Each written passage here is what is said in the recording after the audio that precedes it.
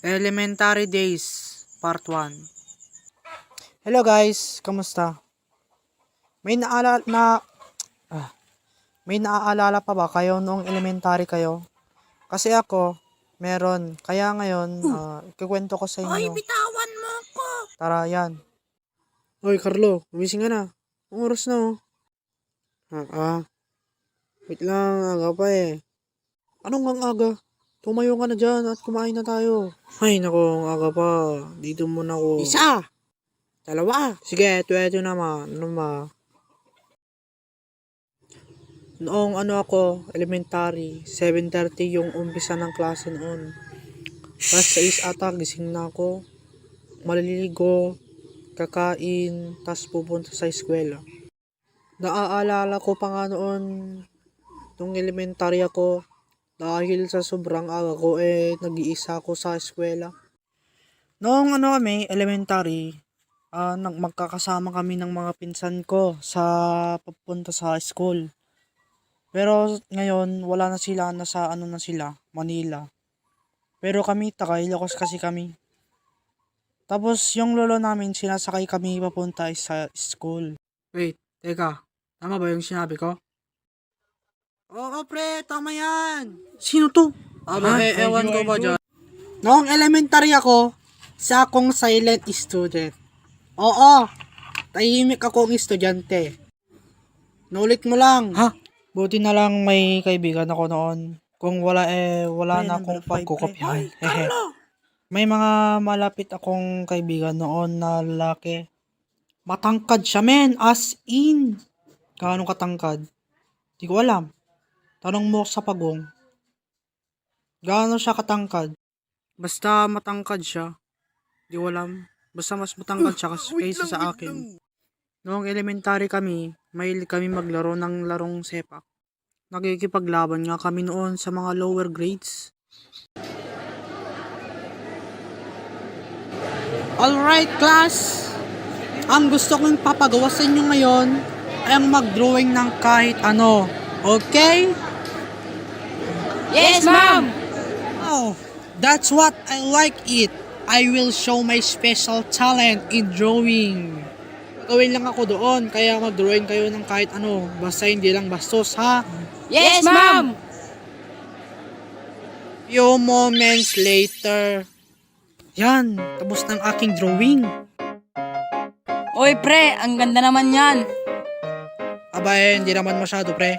Okay, class. Pakipasa na ang ginawa nyo. Wow, ganda naman yan. Pwede kang maging editorial cartooning. Wait, teka lang.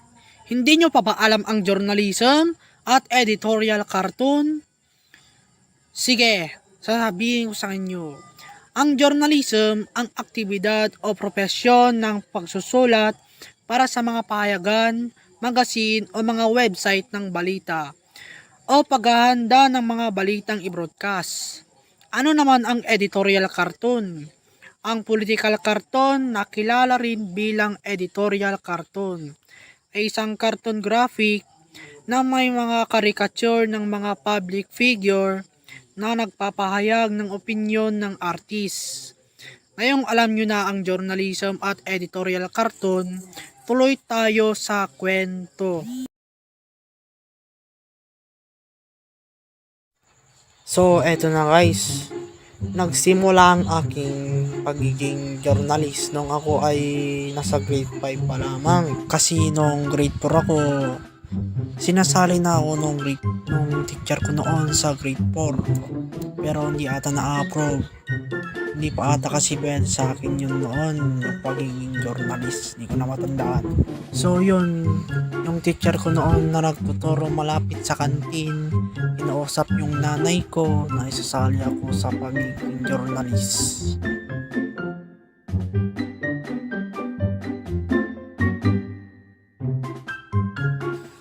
Noong ako ay naging journalist na, ako ay na-excuse noon sa iba kong klase. So, ang 1 plus 1 is equal to. So, ang 2 plus 2 is equal to. Bakit? Sir.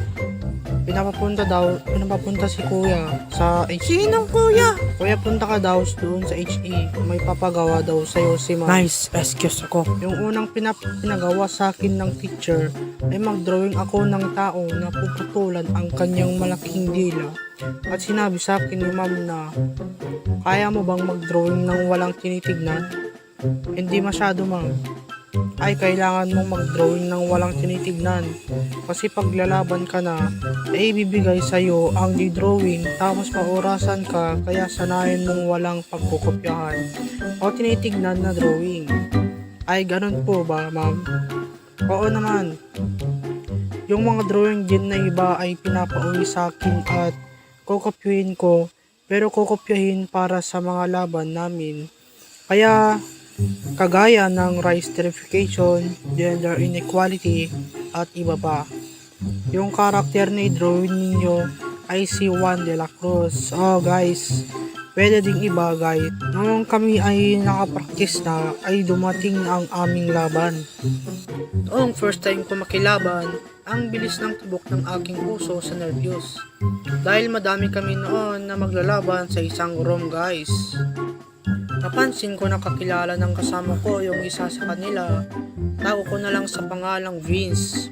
Siya nga pala ang kinakausap ng kasama ko noon. Kilala niya pala at naging kilala ko rin siya. At paano kami nagkakilala? Nakikisama na lang ako noon sa mga pinag-uusapan nila at maganda din ang mga drawings niya.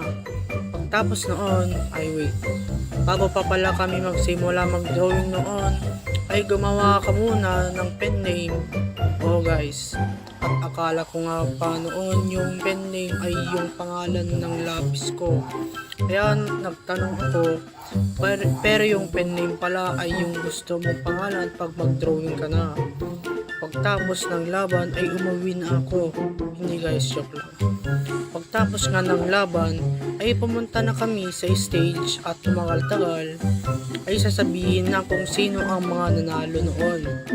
Si guys, hanggang top 5 pa, pero ngayon ay hanggang top 3 na lang.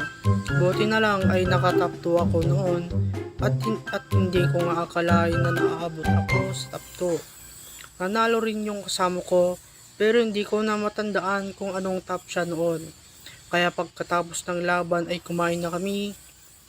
Hapon ata noong uuwi na kami guys. At nalaman ko na pag nanalo ka at nasama ka sa top 5, makikipaglaban ka sa division.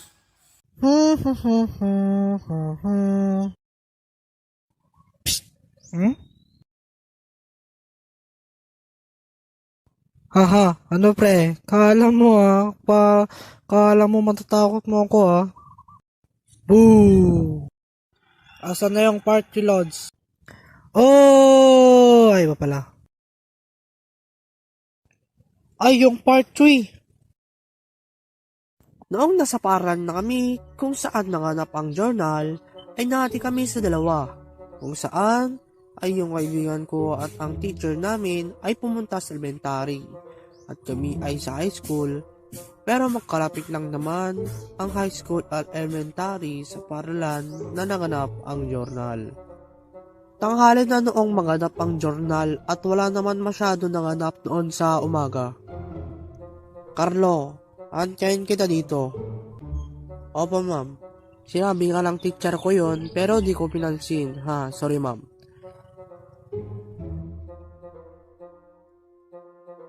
Noong natapos na ang journal ay bumaba agad ako para hanapin sila. At dahil di ko nga pinakinggan ang sinabi ni ma'am, di ko alam ang aking gagawin. At ang akala ko ay nasa labas na sila ng paaralan at inaantay na ako doon. Kaya nung papalabas pa lang ako ay nakita ko na sa hindi malayuan sila ma'am na papunta sa akin. Na inaantay lang ako sa kung saan ako na room. Kaya ayun, pinagalingan ako ni ma'am dahil hinahanap daw nila ako. Hehe. Noong elementary ako ay ginagawa naming eroplano yung papel. Sino na nakalaro noon? Grabe nung naglaro kami ng paper plane noon. Yung tipong pataasan kayo ng paper plane. Ay grabing taas. Oo, taas na. Meron pa nga yung magaganda yung design Meron dyan yung parang jet plane at saka yung sinusulatan o kaya naman may drawing. Oy pre, palipadin mo nga sa ulo ni sir. Sige ba? Hoy, sino yan? Si Carlo po sir. La, ba't ako? Yung magpapasagot yung teacher tapos isa-isayin kayo. Okay class, ready yourself. Give me a word that starts with letter M. Ikaw ang una. Magbigay ka. Kung wala, tayo. La, nako, paktay. Memory po. Good.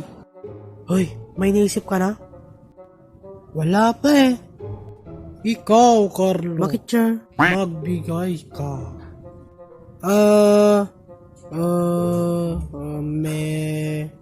Merienda po. English, Carlo. Tayo.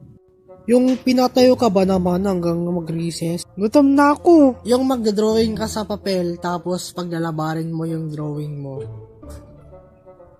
At yung papahawak mo sa classmate mo yung papel tapos tusok-tusokin mo ng lapis sa baba.